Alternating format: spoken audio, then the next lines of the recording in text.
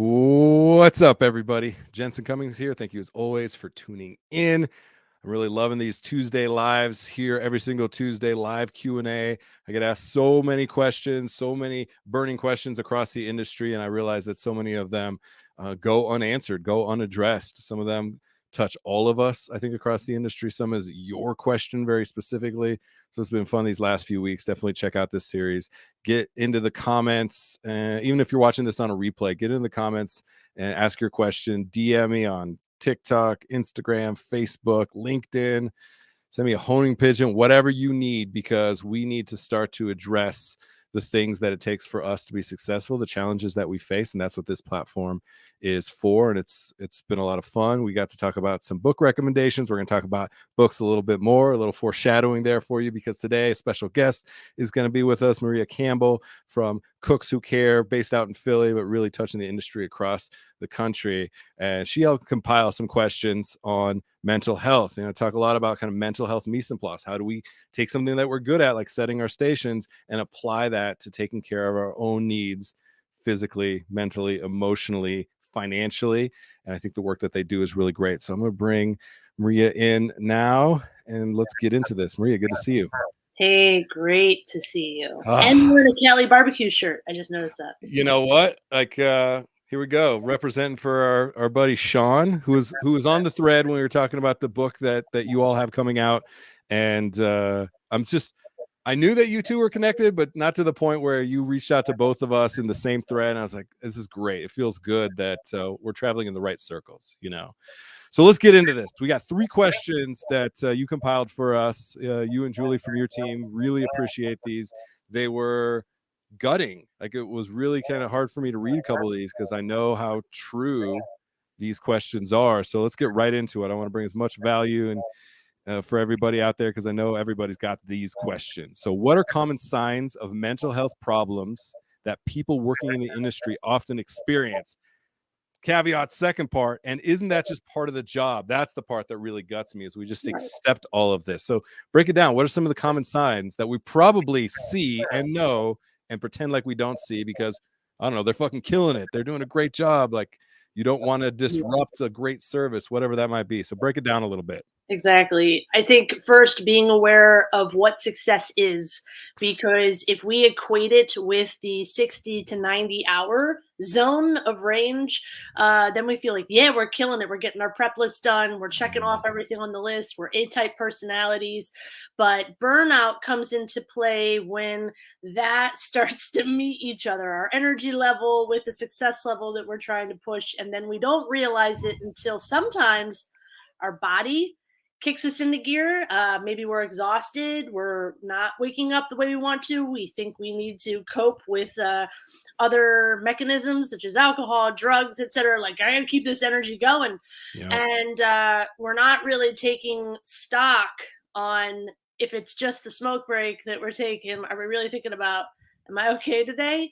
And has anybody asked me that? Because I haven't asked myself that. So I'm not sure. I think I asked this question. This question was literally built for me. I've been trying to address my own inequity in this place. I used to, there's a story I tell where there was almost a 7-year period where I didn't take a single sick day. And sick as a dog, throwing up in trash cans, like in the middle of service type sick. And I'm sure I did actually more harm because I got other people sick. But I was tough guy, tough gal mentality. Like, I was going to gut it out and let other people take time off if they needed to and try and do that. So I wore that as a badge of honor. And I think a lot of us do, that we can work 70 hours standing on our head. But the bill always comes due, Maria. 100%. It always comes due. So success, mental health mise en place was something that came up when we were doing a lot of mental health around Mental Health Awareness Month. And I really wanted to think about what is something that we do well. And there were 2 things, that mise en place, but also pre-shift. I feel like there's a lot of good communication that happens in places that do pre-shift, and trying to make mental health a part of just matter of fact, the way that we go about doing our business, where it's okay, here's the feature today, here's a low call, here's some 86, and how's everyone doing today? And Patrick Mulvaney, with I Got Your Back and the box, and I was like, oh, it just takes the pressure away from it. And I was interested in that. And so, second question here, I want to kind of like segue into this. Shouldn't I just power through it? Isn't therapy for people who aren't strong enough to handle their problems? So we'll see, we're putting too much pressure on us talking about our mental health. So how do we get around that? Well, first is addressing the word we'll avoid most often, which is shame, right? If I say I'm not okay, then that prompts other questions that maybe I've made some decisions in my life that have affected the now, right? I know that some people are inhibited to be like, I don't want to share my shit with somebody I Yeah, don't even know. And are they going to judge me for what it is I'm going to share with them? that. And so I think that if we really see it as a totally different way, this individual you talk to is a completely objective opinion. They don't know your shit, and that's a good thing. Like, it's actually better that they don't know what's going on, but they actually can like dive into, hey, what are some habits you're creating for yourself? Are you even aware that you're doing some steps that may inhibit you from being successful? A friend sometimes isn't going to see that path, and maybe they're afraid to tell you what they really want to say. Like, there's a lot Mm, of inhibiting things. And I'm not saying friends are a bad thing. Keep your support network, but sometimes you got to take that extra step with somebody that just has a completely different widened perspective that I have found. I'm pro therapy. I've gone to a therapist. I've been in therapy for years. No friend in the world could have told me the things that a therapist told me that I needed to do. And I needed to tell myself, you know what, I got to do that. you know, couple things that like unearths for me. Number one is we talk about having aces in their places, like professionals. You're a professional at a certain thing, like they're professional at that, right? And our ability to ask questions is another thing, right?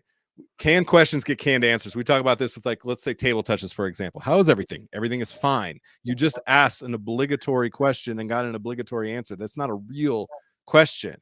But when we do a great job in hospitality, we're asking those questions to get deeper and deeper into understanding our guests and their journey so that we can be a part of the trajectory of what means a great experience.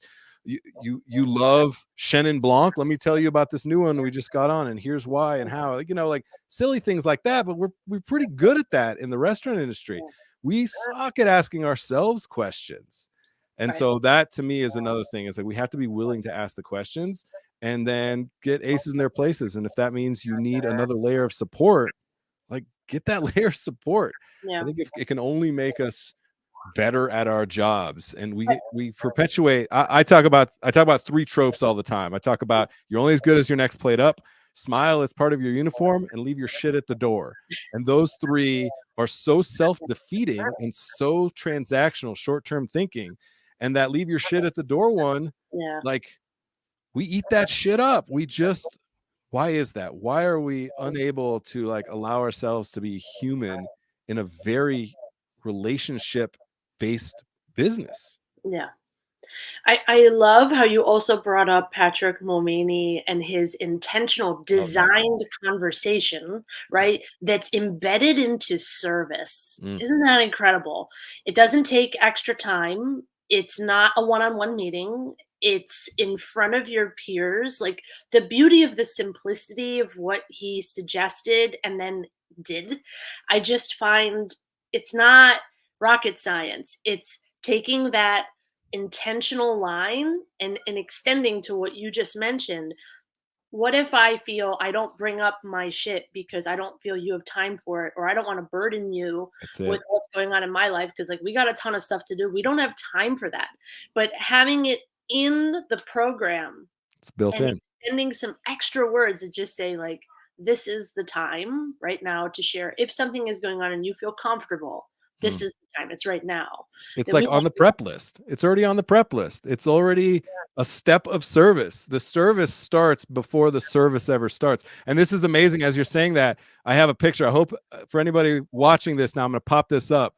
This is what we're referring to. So if you're seeing this on the screen, it looks like one of my kids, like arts and crafts. There's just different emoji faces, 4 different colors. And at the beginning of each service, you anonymously drop a color into this shoebox, literally a shoebox, that then allows a manager or whoever's in charge of kind of that check-in to be like, all right, the team's feeling a little bit blue overall today. So how are we going to support each other? Let's make sure that if we notice any of, anybody feeling this way, dragging this way, any looks, any of the indicators that they've kind of trained themselves on, that we're going to have their back. And I love it because it diffuses so much of the high expectation we have for, to your point, I don't need therapy. I don't like, my shit is my shit. I don't need to burden somebody else. It makes it matter of fact in process, which I love. And so then once there's that layer of trust, you have psychological and physical safety, something we have almost none of in a restaurant. Like historically, almost none. Physical, psychological, non-existent. We have a tiny first aid kit that never has anything stocked in it. That's our idea of physical safety. And psychological safety, we can't even talk about it, Maria. Third question, how can I get help?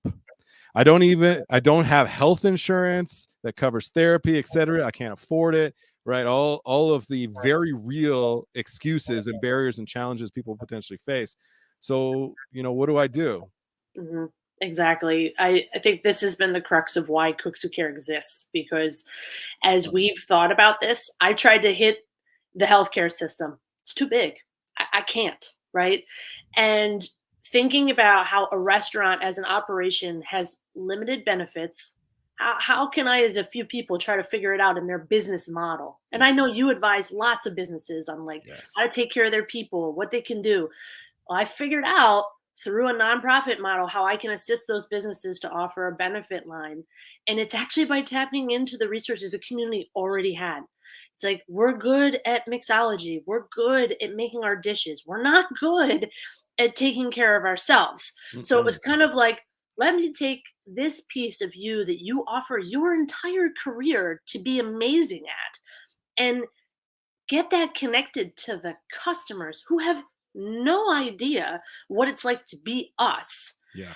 And also pay forward to go, you know what? Your health insurance most likely is going to decline whatever claim you're going to put in. You need help with addiction recovery services, they're probably not going to cover it. You want access to a counselor? Maybe you get one a month. I'm tired of that being the reason that we don't do it. So if I already know the barrier, like you don't even want to go to a counselor, you don't even want to take care of this stuff. I thought Cooks Who Care has figured out how to financially support those to say, we'll do a mini grant through the sale of our book, through presenting our craft to others to show how people we care and kind of embed it through a very heavy issue, which is like we suck at taking care of ourselves. But I like, see, same as we talked about building in a service, having it on the prep list, this episode is called How to Set Your Restaurant's Mental Health Mise en Place. Like, how do we go about something, again, that we do pretty well, by and large, in the restaurant industry? We sell cookbooks pretty well. Like, Yeah. we do a pretty damn good job of enticing people through the amazing food that we do, in fact, put on the plate. And now finding a way that the food that we are putting on the plate to have meaning and substance beyond what's on the plate and for who puts it on the plate. So let's touch on that a little bit. Love the concept of this book. Love so many of the creators and chefs that you had. Especially shout out to Mimi Land, somebody who is so embedded in both of our networks, our world, somebody that we both learn a lot from and learns a lot from us. Flying up from Florida, I remember talking to her around that time. She was so excited to be able to like immerse in the community that you're building there in Philly and beyond. So let's touch on the book a little bit. What can people expect from it now that we know the impact that it can have? Exactly. It's such the exciting part. And I love to use the word impact because Chef Mimi flying up when I told her, by the way, to be fully transparent, the funds from this book are going to support the Philadelphia, Southern New Jersey, and like some parts of Delaware and surrounding counties for the first round. Her and another chef, Michael Jarzensky, who drove from Ohio to be a part of our project, said the same thing. It doesn't matter to me. This is our industry. Yes. And like I get like really touched up by that because it's like I want to make bigger impact, and we're trying once we get this kicked off to be nationwide. But that tells me something. It's like you're going to take yourself because it's our industry. You don't have to be geographically connected in it's like this is our they use that word, and I feel like, yes, this is our family. We are the only ones that understand this issue, and they wanted. Now Philly could have been like, "Oh, they're not Philly." That's not how they reacted. They reacted with the fact that I did, showing that we're serving small entertaining, home entertaining during COVID. To be with, you know, in our lives. It's our friends, our loved ones. We were separated from them. And I Yeah. had these individuals to say, how do we reconnect with that? And thought that would be the greatest touch point. So there's food samples, there's incredible beverages that people made batch recipes and then made 2 or 3 different versions of one drink. And Love. but we filmed them. That was hugely important to me. It's not just a recipe, it's that you get to know them. Oh, I mean, content is the unlock for me. It's storytelling in all of its forms. So you're able to storytell through your food, through your own personal journey, now through a cookbook and kind of that medium of the pages, but also going beyond that, right? We need to be able to make the YouTube video or the TikTok video or the blog, like all of these extension ways that we all are consuming content. But what really it means for us is the way that we are telling stories. And as pure storytellers who just happen to use food, beverage, hospitality as the medium, to now embrace a multitude of concepts when it comes to the content that we're putting out, I think it's just brilliant. And what it does, I mean, I love that they say our, because it's easy to say that, oh, we're all in this together. But how does that actually manifest? How do we actually put that into a step of service? The fact that you're building a model based Philly and kind of surrounding areas that then becomes stampable and repeatable, that's how it becomes a recipe for success, right? That's how they can stamp it out in Florida, they can stamp it out in Ohio, here in Denver. Like, that's what I think is important. And that's why I'm so focused on the business model side, because we have to have a business model. We can't build a castle on top of clay pots. Like, we have to build a strong foundation, and there has to be a model. So I really appreciate that you're taking that approach, because it can't just be an augment. It has to be built into the system. And the system is fucking broken in so many ways. So really appreciate that you're attacking it from that. Real quick, give us the very specific plug. What can people do? How can I get the book? I want what you're talking about right now. Yep, we are having our digital release the first week of December. We're making that available on Kindle. Hopefully we'll have a release date soon once that's completely ready. And we're rocking and rolling on trying to fundraise for the print book, which could help people right away. It's holiday season. We've so far raised $10,000 for this project, which is incredible. And we got 9,000 to go. So people can donate to the cause to help us kickstart. This is all we need to start the other patterns for the model you've talked about. Low investment when it talks to scale, and we can make a huge impact. All right, we're going to make sure we're going to get the links on LinkedIn, on YouTube, on Facebook, on Anchor, Spotify, Google, wherever you are listening or watching this. We'll make sure and drop a link in so that you can support this and get some of the support from this, especially for the restaurant industry. And anybody who likes eating out or being inspired by recipes to cook at home, this is your community. That's it. Really appreciate all the work that you're doing, Maria, and so great to see you. So good to have you on. And thanks for giving me a little bit of both levity and a little bit of gravity today too, with knowing that we still got a lot of work to do as an industry, but even, myself and so many of us as individuals. So thanks for that. Yeah, it's nice to know that we're not alone. True story. All right, Maria, get out of here. Talk to you later. Really appreciate you. Cheers. All right, everyone, that is it for this. Once again, I'm on every Tuesday at 4 p.m. Eastern, 2 p.m. Mountain. Get into the comments wherever you're watching, listening to this, and go ahead and ask your question, shoot your shot. DM me Best Served Podcast or Jensen Cummings on all of the social platforms, be it YouTube, LinkedIn, Facebook, Instagram, TikTok. I want to know your questions. It's important to me. It's important to all of us to make sure that we continue to evolve as individuals, as businesses, as an industry, and build community in a meaningful way. It has to be about more than just what's on the plate. How to set your restaurant's mental health mise en place. Invest in your most valuable asset, your people. Step one. All right, that's it. Appreciate you all as always.